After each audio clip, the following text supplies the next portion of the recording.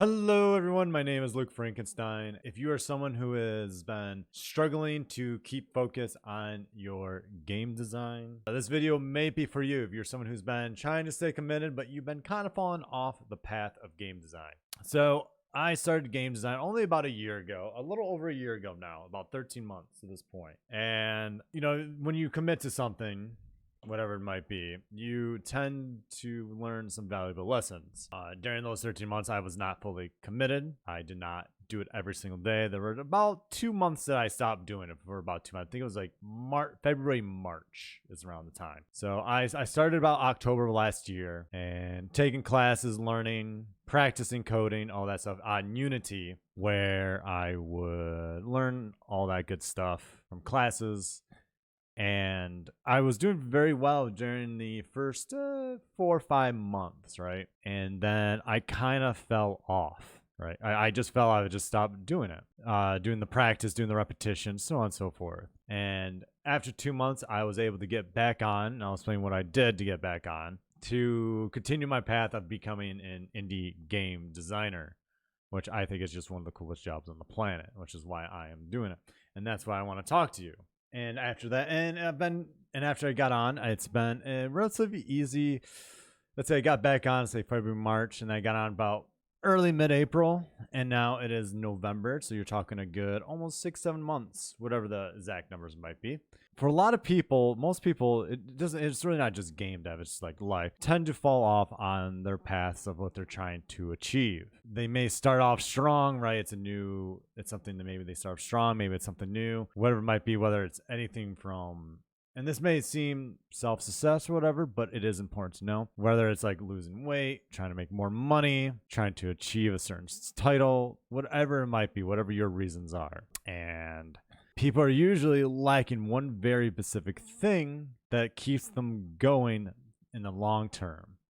And what is that thing? It is boils down to a simple why, in truth. It's your why you're doing what you're doing, right? Having a why is one of the most important parts of achieving what you want to achieve in life. And I know that's going to sound super silly. And I'll give you a few like reasons why. And like what a why is. A why, like why you're doing something, is something that is integrated into your self, whether you call that your body, your emotions, your soul, whatever you want to call it. Something that you incorporate, and it's not something that is a goal. A goal is usually a statistic that you try to achieve, right? I want to lose X amount of pounds. I want to gain this much money. I want to walk X amount of steps. I want to game design for 4 hours a day. These are usually goals. Goals are usually numbers for you to track and to do what you need to do. A why is something that is like the fuel to the fire. An example could be usually emotions. It's usually more emotional based.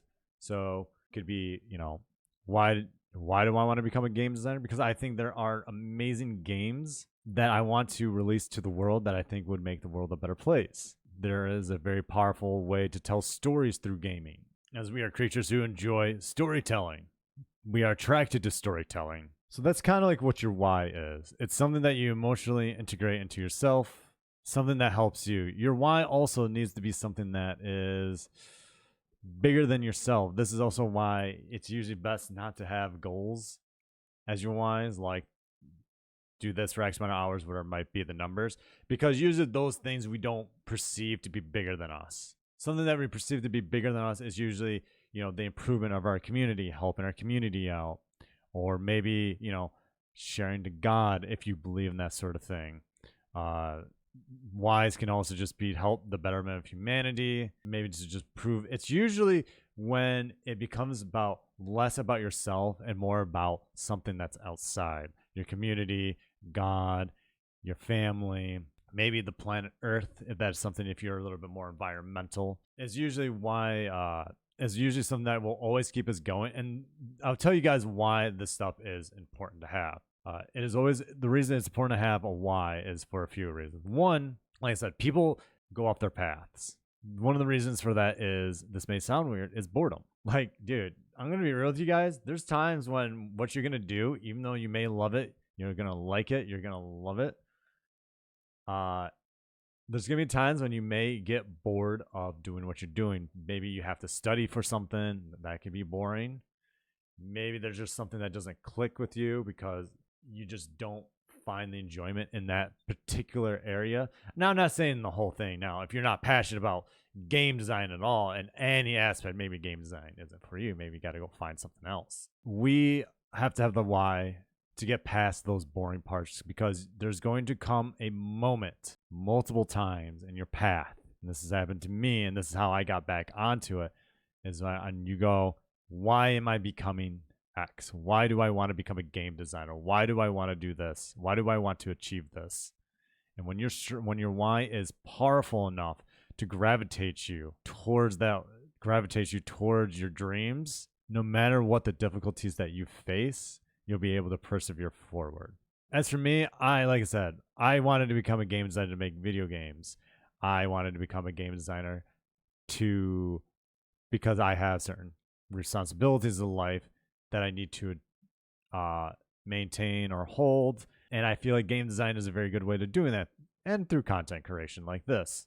I think that's about it. I'm just going to be rambling on, guys. I hope you guys learned something. The importance of why, some examples about why it's important, such as why I became a game designer through my story and how it's kept me going. Kind of rambled on, kind of lost my train of thought. I kind of just made this out of the blue. I hope you guys enjoy it. If you guys want more content like this, my goal is to improve. If you guys want more talks about game design, personal development, mix of those, and how to persevere forward, make sure to hit the like, subscribe.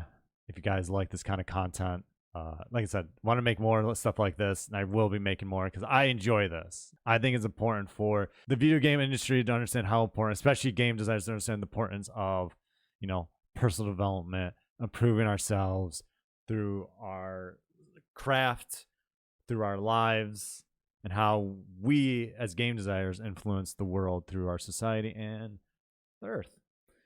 Guys, this is Luke Frankenstein signing off. Until next time, love ya. Peace out.